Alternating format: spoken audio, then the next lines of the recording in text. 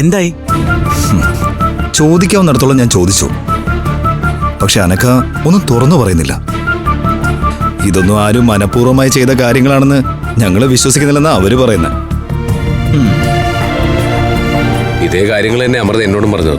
അഖിൽ എന്നോട് പറഞ്ഞു ഇതേ കാര്യം തന്നെയാ. 5 പേരും കണക്കാ. അവരുടെ അടുത്തുനിന്ന് നമ്മളൊന്നും പ്രതീക്ഷിക്കണ്ട. പക്ഷേ സത്യം എന്താണെന്ന് നമുക്ക് കണ്ടെത്തണ്ടേ അബിയേട്ടാ? ആ, അത് കണ്ടുപിടിച്ചില്ലെങ്കിൽ അബിയേട്ടനുണ്ടാക്കിയ ഫുഡിന് മേലുള്ള പഴി മാറൂ. അതൊന്നും അല്ല യഥാർത്ഥ പ്രശ്നം.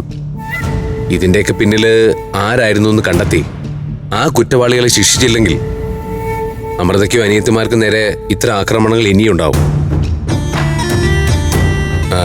എല്ലാ തവണ ഇതുപോലെ ആപത്തൊഴിയണമെന്നില്ലല്ലോ. ശ്യാമളാപ്പച്ചി പോലും ഇപ്പൊ അവരുടെ കൂടെ ഇല്ല. അവരുണ്ടായിരുന്നെങ്കിൽ നമുക്കൊരു ധൈര്യമായിരുന്നു. 5 പേര് ഒരുമിച്ചായിരുന്നെങ്കിൽ നമ്മൾ ആരെങ്കിലും എപ്പോഴൊന്ന് ശ്രദ്ധിച്ചാൽ മതിയായിരുന്നു. പക്ഷെ 5 പേര് 4 ദിക്കിലേക്കല്ലേ സഞ്ചാരം. പിന്നെ എന്തി? അവരുടെ ശത്രു ആരാണെന്ന് കൃത്യമായിട്ട് കണ്ടെത്തണം.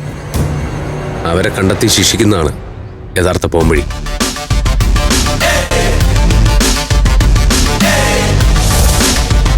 അങ്ങനെ ആരോ ഉണ്ട്, അതുറപ്പാ. അതാരാണെന്ന് കണ്ടെത്തി ആ ശത്രുവിനെ മനസ്സിലാക്കാൻ നമുക്ക് കഴിയണം.